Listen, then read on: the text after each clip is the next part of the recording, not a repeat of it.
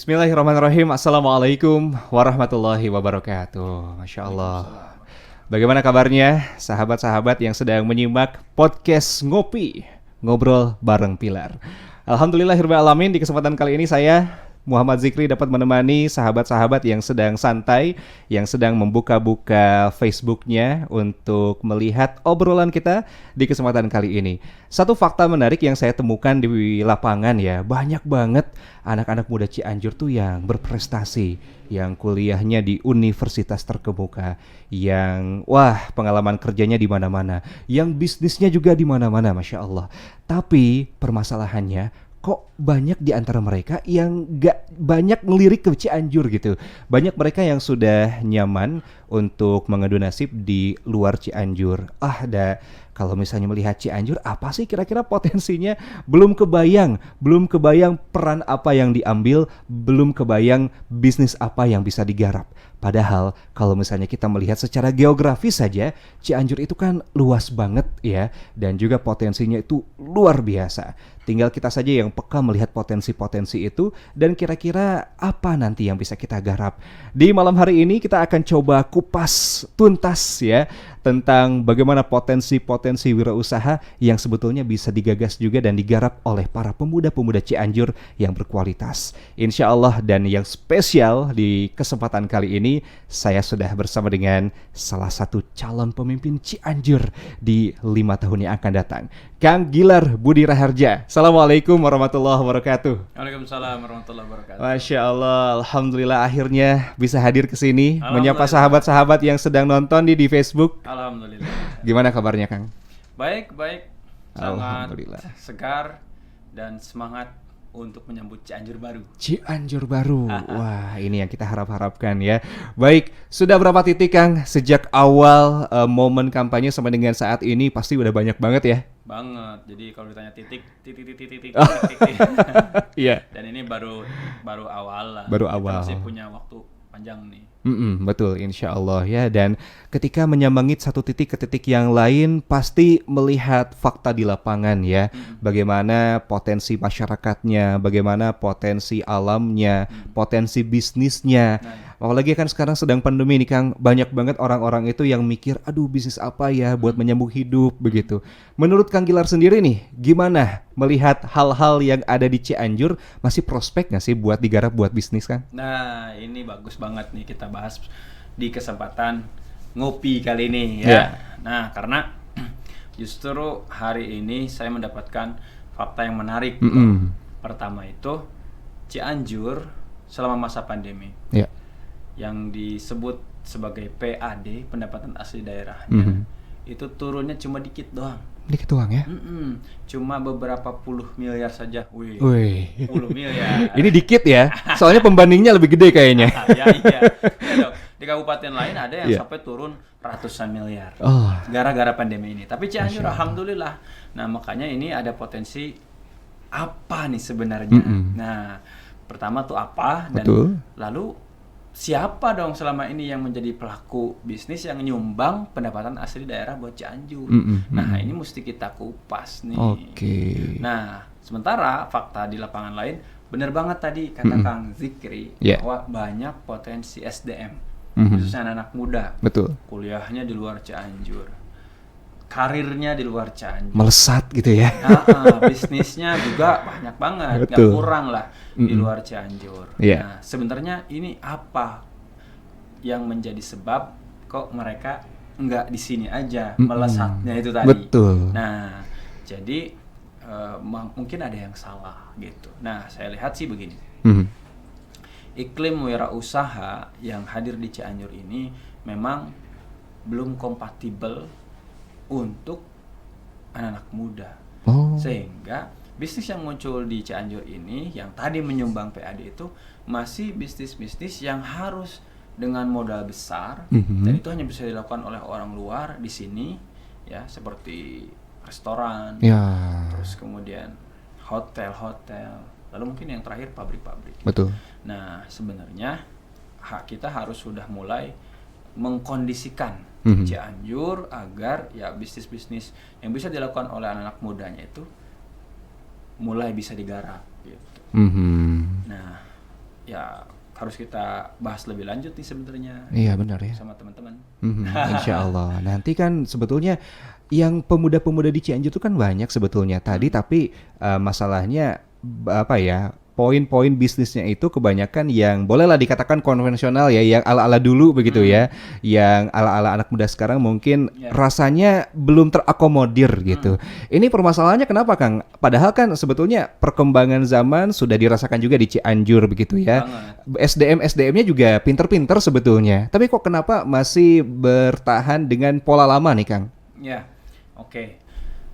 Saya melihat begini, anak-anak muda Cianjur itu ya sebagaimana kebanyakan anak-anak Indonesia lainnya lah, kreatif. Tapi terkhusus di Cianjur sendiri itu menariknya itu mereka tuh kreativitasnya itu bisa disatukan dengan hal yang sifatnya alam. Tradisional gitu. Nah, cuman yang menjadi kendala adalah ketika mereka sudah punya produk, mereka sudah punya hasil kreasi, gitu. Masarinnya kemana? Oh iya betul. Yang nyambungin ke pasar itu siapa? Kan nggak bisa langsung oleh mereka sendiri, gitu. Ada gap di situ. Nah, makanya kalau orang-orang yang kemudian punya potensi, mereka bisa berkarya, misalkan di Bandung lah misalnya, mereka punya karya mungkin di bidang seni apa, bahkan ada teman saya tuh wayang golek. Dia anak dari dalang yang terkenal lah se-Indonesia gitu ya. Nah itu ya di sini nggak jadi apa-apa, tapi di luaran sana bahkan ayo di sini aja di KTP-in dan seterusnya gitu kan. Betul. Nah itulah. Jadi otomatis ini yang salah berarti fasilitatornya. Fasilitatornya. Nah kalau pemudanya mah sebenarnya ketika fasilitatornya hadir, mereka mau banget kok. Gitu. Oke, jadi gini deh gampangnya ya. Anak-anak muda sekarang ketika mau berbisnis itu yang pertama harus digali adalah kemauannya dulu. Mau dulu gitu ya. Mau dulu, benar. Jadi atau mau enggak, kalau udah mau apa? Nah, kayak gitu. Terus mau sama siapa dan mau kemana gitu. Nah ini tuh belum ada yang sepertinya menggali dari anak-anak muda Cianjur ini. Gitu. Ya, sehingga mereka itu ketika baru tergalinya tuh di luaran sana ketika memang ketemu orang yang kamu bisa apa, kamu mau apa, kamu mau ngapain. Nah ini nanti teman-teman saya challenge sebetulnya. Ketika belum ada yang nanyain seperti itu, nanti saya akan nanya sih. Maka harus mulai menjawab dan bertanya dan menjawab pertanyaan itu sendiri. Betul. Di Cianjur ini mau nggak berwirausaha? Mau nggak berbisnis? Kalau udah mau bisnis apa? Terus mau ngapain? Mau sama siapa? Nah itu jawab dulu abis. Nah seperti itu. Tapi kalau posisi saya sekarang kan wah jelas lah seorang Gilar ini insya Allah pengen jadi pengayom nanti bagi para pemuda untuk berbisnis di sini. Nah maka saya akan tanyain tuh ke setiap orang, apakah itu di sekolah, apakah itu di Karang Taruna, apakah itu di tongkrongan-tongkrongan. Saya akan sambangin, saya akan tanyain.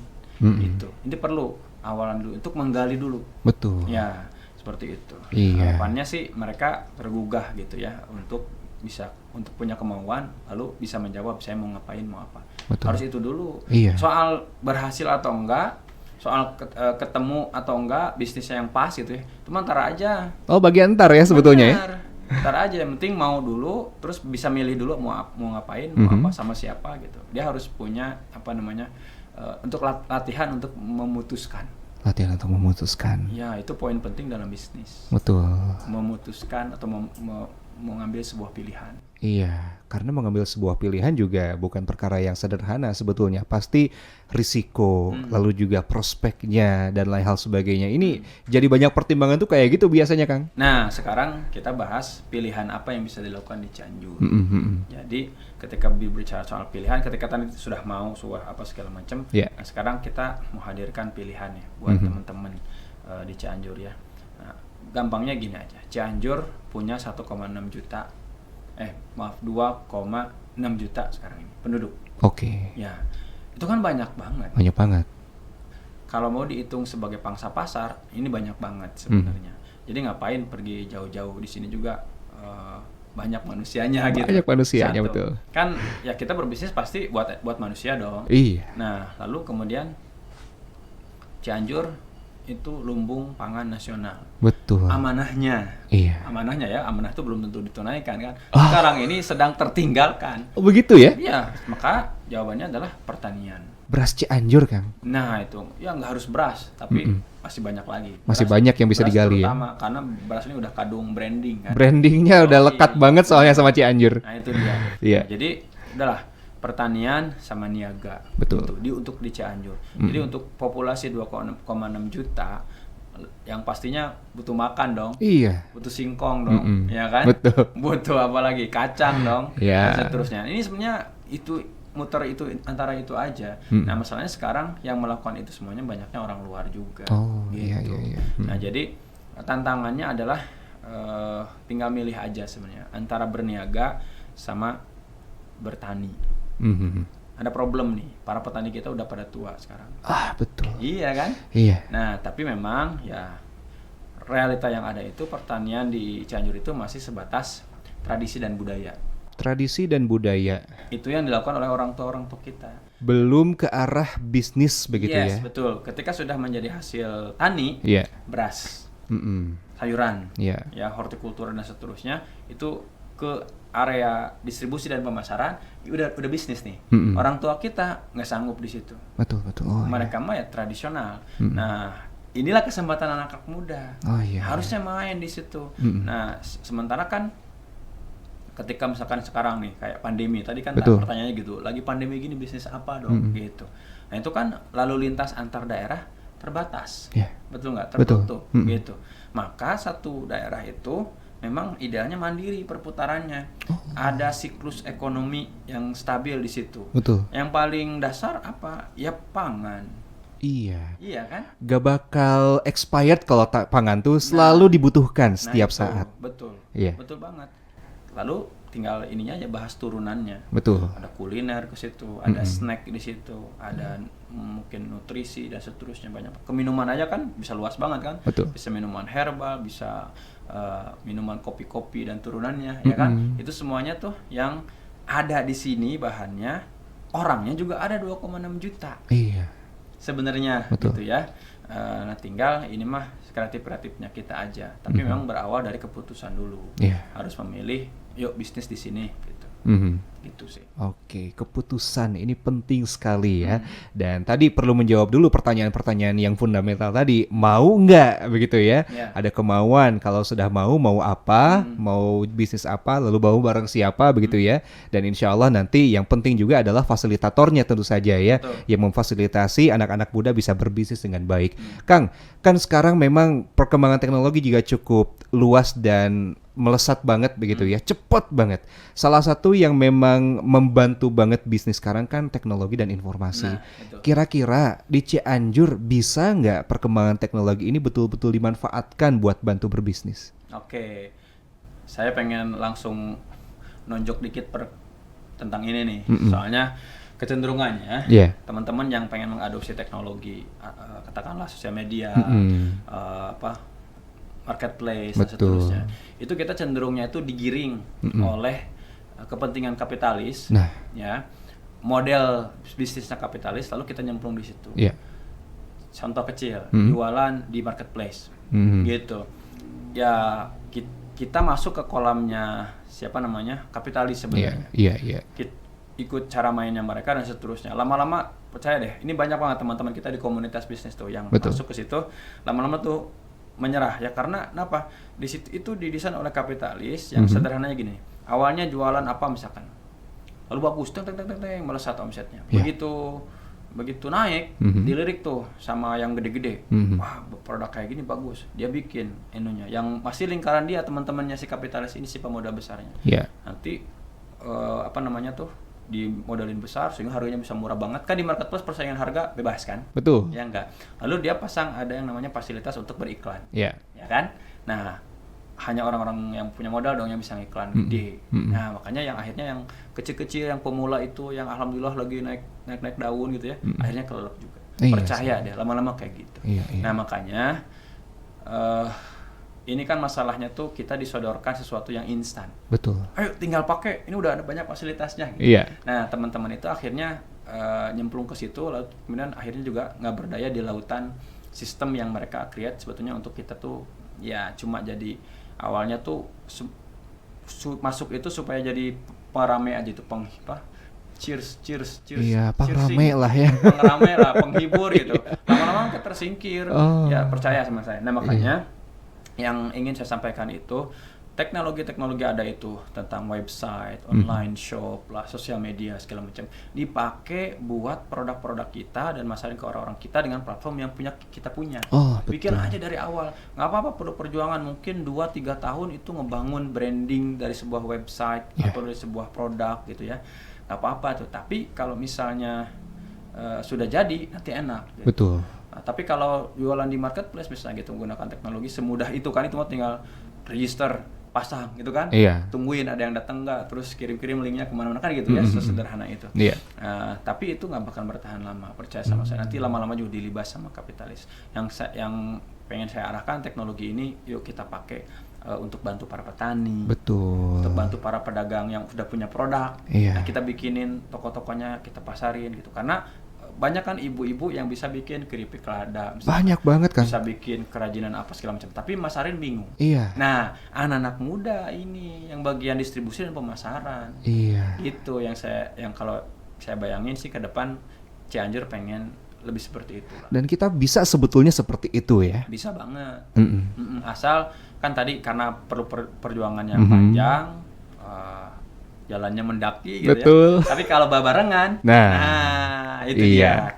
Nah sekarang saya pengen nyodorin peluang dong buat teman-teman. Gimana nih? Bahwa kalau Pilar nih, Lepi Gilar ini jadi pemimpin Cianjur gitu Insya ya. Allah. Kita mau ngajak babarengan. Gimana tuh Kang babarengannya Kang? Ya pertama kita pengen menghadirkan keberpihakan, yaitu kita gulirkan 100 miliar per tahun untuk para pelaku usaha tuh. Ya saya harapkan yang banyak menyerap ini adalah anak muda dong. Biar mereka semangat itu. Wih, asik ada bantuan nih gitu. Nah, stimulus lah, anggaplah begitu. Dan 100 miliar ini walaupun 100 miliar kan bikin bergetar juga gitu. Wow gitu ya. Gitu. Sebenarnya itu kecil. Sebenarnya itu kecil.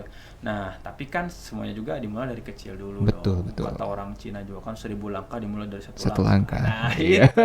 Kita mulai dulu lah dengan 100 miliar ini kan anggaplah 1 langkah. Berarti nanti masih ada 100 miliar kali 1000 berapa tuh? 100 triliun. Masya Allah ya. Di depan ya. Insya Allah. Penting kita punya big dream lah. Oke. Nah, jadi selanjutnya yang kalau kami sudah berpihak atau menunjukkan keberpihakan melalui penganggaran, selanjutnya kita juga pengen agar itu tepat guna dong. Ya. Tentu. Maka kita siapkan juga program pendampingannya. Ini penting juga nih Kang. Nah inilah yang kami sebut dengan konsep bebarengan. Jadi ke depan wirausaha itu hayu bebarengan gitu. Masyarakat ada kemauannya tadi kan kita bahas tuh. Terus kemudian pemerintah ada keberpihakannya 100 miliar tadi. Lalu kita bikin pola bebarengannya. Nah ini tentunya bukan pemerintah menyuapi atau ngegiring-giring gitu ya, satu arah gitu. Enggak, bebarengan itu artinya mutual gitu. Bagi-bagi peran lah gitu ke depan. Nah kalau dari pemerintahan ya tentunya menciptakan iklim ekonomi yang bagus buat para pemuda, buat pelaku UMKM. Jangan menciptakan ekonomi bagus itu buat para kapitalis aja, buat para pemilik modal saja. Pemilik modal itu tetap kita perlukan untuk masuk investasi daerah ya ke Cianjur sini. Nah, tapi itu ada pada sisi lain yaitu untuk meningkatkan daya beli masyarakat bagi kaum pekerja. Iya kan? Atau mungkin industri yang menyerap komoditas lokal, apakah sayurannya, apakah hasil hasil buminya dan seterusnya. Nah, itu kemudian kalau di wirausaha ya kita pengen sebanyak-banyaknya para pemuda yang berwirausaha. Nah, jadi kita harapkan tuh kan ratusan ribu yang berwirausaha mulai dari kecil-kecilan itu, yang dari 100 miliar dibagi-bagi jadi kecil kan, tapi setiap tahun loh. Nah, karena dengan setiap tahun ini nanti kita dituntut untuk memiliki perencanaan bisnis. Untuk jangka minimal 5 tahun. 5 tahun minimal. Iya kan? Nah, karena kan akan ada suntikan di setiap tahunnya. Gitu. Nah, mudah-mudahan dalam prosesnya itu dari yang kecil-kecil puluhan ribu atau bahkan mungkin ratus ribu itu kita sih pengennya ratusan di atas 100 ribu lah minimal gitu ya. Muncul nanti yang menengah. Nah, kalau sudah terbiasa kecil pasti muncul dong yang menengah. betul. Ya kan kayak di kelas aja nggak mungkin semua jadi bintang kelas ya. Iya, Mungkin betul, kan. iya. 1, 2, 3 tapi ini akan menjadi patron kan. Betul. Jadi menjadi motivasi juga buat yang lainnya, inspirasi. Nanti kalau sudah banyak yang menengahnya muncul yang besar. Betul. Nah, ketika muncul yang besar dan ini asli orang kita, nah inilah yang kita tunggu-tunggu dari dulu kan gitu. Dari dulu Kang ya. Iya dong. Belum banyak yang seperti ini. Iya, gitu. iya. Baik, insya Allah. Jadi dari yang kecil-kecil dulu nanti muncul yang menengah. Betul. Dan muncul pemain besarnya nanti dari kita sendiri banget. Insya Allah. Dan ini hanya bisa dilakukan kalau babarengan ya. Karena kalau sendiri-sendiri pasti berat Kang. Banget. Saya pun ya ketika ya kan saya berpulang nih ceritanya. Berpulang ya. Berpulang. Sekarang tertuntut harus berbisnis juga di Cianjur. Betul. Yang berat itu adalah ternyata saya nyari SDM mana ya yang pas untuk peluang-peluang yang saya punya gitu. Kang Gilar juga mengalami hal itu ya? Benar, mengalami hal itu. Ternyata pada keluar semua. Masya Allah. Nah gitu. Iya. Tapi ya justru tantangan buat kita sekarang adalah mungkin yang ada di Cianjurnya. Betul. Ayo kita gali maunya seperti apa. Setelah ada kemauannya kita fasilitasi, lalu kita nanti bebarengan lah insya Allah. Betul. Kang, mungkin bisa kasih motivasi ya, motivasi untuk dua orang atau dua pihak. Yang pertama adalah pemuda-pemuda yang sekarang masih ada di Cianjur, yang sedang bingung sebetulnya mau ngapain, mau apa yang digarap. Dan yang kedua, orang-orang yang pinter-pinter, yang keren-keren, tapi sekarang sedang di luar Cianjur. Oke. Kira-kira apa pesan dari Kang Gilar untuk mereka semua? Saya jawab dari yang nomor 2 dulu ya. Boleh, silakan. Buat teman-teman yang saat ini di luar. Iya. Saya sih berharap bahwa nggak harus juga itu pulang gitu, serta-merta pulang, Betul. gitu ya, nggak harus juga. Silakan teruskan berkarya di luar, apalagi yang masih belajar teruskan di luar. Tapi sesekali lirik, ya. Pulang ke Cianjur, terus lirik potensi Cianjur. Kasih inspirasi ke teman-teman yang ada di Cianjur gitu. Jangan enak saja di luar gitu ya. Pas pulang itu ya jangan cuma pulang ke rumah gitu kan. Terus di rumah nanti sama HP lagi kan gitu. Jadi ketemu teman-teman di luarnya itu sederhananya gitulah. Ngopi-ngopi, ikut ngopi-ngopi lagi terus ngasih inspirasi gitu. Ngajak-ngajak. Tadi biar suasana bebarengan itu makin terasa. Jadi share aja pokoknya mah hal-hal yang ada di luar itu apa sih?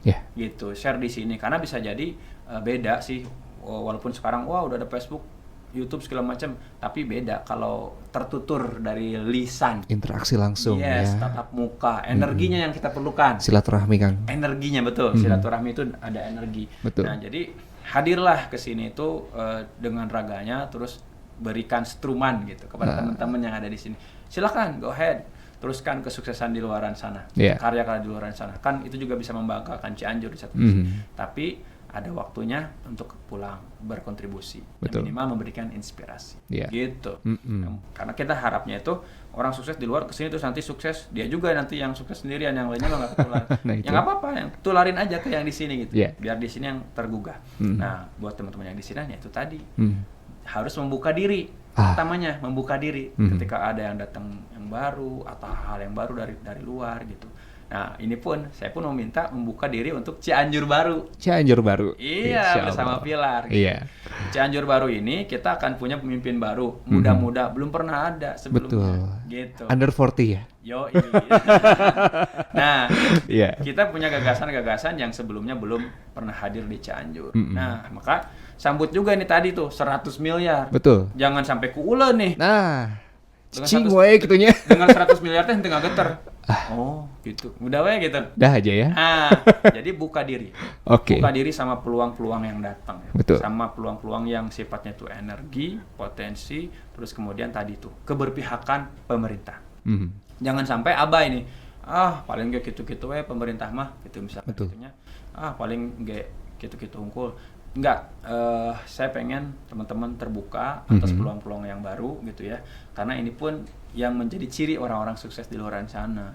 Terbuka sama peluang. Nah, dengan hadirnya Pilar di Cianjur baru ini dengan komitmen baru yaitu 100 miliar untuk wirausaha yang mengajak wirausaha bebarengan. Betul. Ayo buka diri.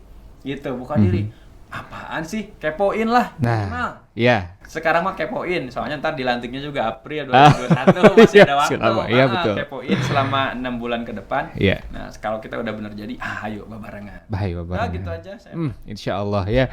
Baik, Kang. Mungkin menegaskan kembali, tapi sebetulnya tadi sudah disinggung sih tentang pentingnya keberpihakan pemerintah daerah ya untuk memajukan potensi bisnis ataupun wirausaha di Cianjur. Sepenting apa sebetulnya peran pemerintah sebagai fasilitator, sebagai pengayom begitu ya, agar kita semua bisa maju dalam bisnisnya? Saya kasih gambaran yang nyata aja lah, biar nggak usah ngawang-ngawang ya. Saya ketika di Korea itu, kan saya waktu itu lagi riset tentang drone. Waktu drone itu belum berterbangan itu, saya kan jadi penelitinya. Dulu belum usum, Kang ya? Belum usum gitu. Masih apa penelitian, nulis terus lomba-lomba gitu. Betul. Saya kan pernah lomba di Jerman, di mana tuh? Di Jepang gitu, di Bali juga pernah. Nah, kayak gitu-gitu. Jadi lalu ketika suatu ide itu ya, ide di dalam riset itu bisa punya potensi untuk jadi industri, pemerintah Korea itu melirik. Coba presentasikan kalau ini jadi ide bisnis gimana? Di challenge gitu, kita bikinlah namanya proposal bisnis, ya kan? Presentasi, pitching, dikasih modal, dikasih tempat. Saya kan ditempatin tuh waktu itu bisnis itu di sebuah small and medium business incubator. Jadi inkubasi untuk usaha-usaha UMKM lah anggaplah. Nah, terus kemudian dikasih mentor juga. Oh, ada mentornya juga, pendampingan ya? Yes, dikasih kantor gratis gitu kan awalnya. Nah, jadi lalu kemudian di situ dipertemukan juga dengan apa namanya investor. Oh, ada investornya juga ya? Yes, dengan pasar. Melalui exhibition gitu kan. Terus kemudian ada yang namanya forum-forum bisnis yang sejenis. Nah, kita di challenge untuk bisa compete baru di tataran konsep. Apalagi nanti kan, karena kita akan bersaing kalau produknya udah launch kan. Betul. Seperti itu. Nah, dari situlah nggak sampai 1 tahun itu produk jadi, perusahaan establish, bisa menyerap tenaga kerja gitu loh. Yang waktu itu saya alami gitu ya. Saya kan alhamdulillah tuh bisa bawa teman-teman ada di kelas gitu loh. Yang kuliah di sana juga ada di kelas saya, masuk tuh ke perusahaan yang kita apa namanya apa sih sebutnya, rintis. Nah, artinya apa? Peran apa siapa tadi? Pemerintah ya. Ya, terhadap pemuda dan gagasannya dengan fasilitas yang ada, yaitu pemodalan, pendampingan gitu ya, dan memberikan akses kepada pasar dan networking, itu sangat membantu. Ini yang pengen saya bawa dari Korea sana ke sini. Betul. Gitu. Di Cianjur ini harus ada tuh. Kalau di tempat lain belum ada, misalkan mudah-mudahan sih kita bisa mulai di sini. Di mana anak-anak muda itu begitu tadi mau berbisnis, udah gambar mau ngapain, biarin aja, nggak usah diarahin kamu bisnis ini ya, enggak, tapi biarin aja dia mikir sendiri. Di challenge, ayo pitching, gitu. Artinya kamu butuh duit berapa untuk mau mengembangkan bisnismu.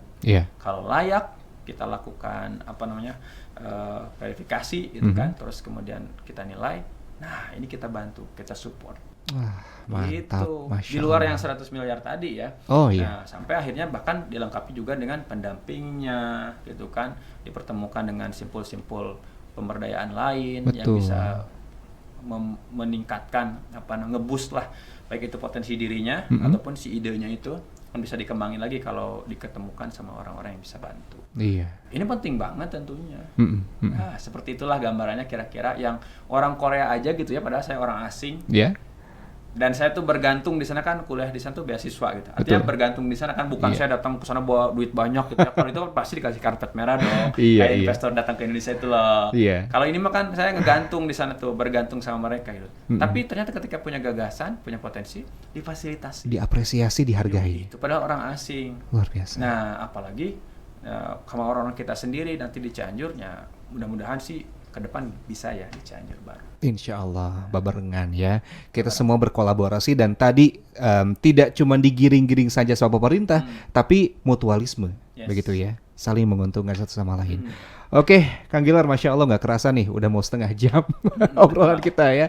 Di akhir, apa yang ingin disampaikan oleh Pilar kepada masyarakat Cianjur yang sedang menonton kita di kesempatan kali ini? Ya, oke. Khususnya kaum muda lah ya. Kaum muda lah ya. Kaum muda, dan khususnya insan untuk yang berwirausaha, Betul. punya minat wirausaha, atau yang pada nganggur bingung nyari kerja kemana, udah wirausaha aja, siapin diri, siapin mentalnya, siapin pikirannya, siapin gagasan-gagasannya. Yang penting mas siapin kemauan untuk belajar. Betul. Karena pebisnis itu atau pelaku usaha itu pembelajar. Kalau males belajar, udah tamat. Tapi sayangnya kalau kerja juga kudu mau belajar loh. Iya. Jadi makanya hidup ini mah belajar semuanya. Nah, maka pesan saya, pelajari pilar dengan segala visi misi dan programnya.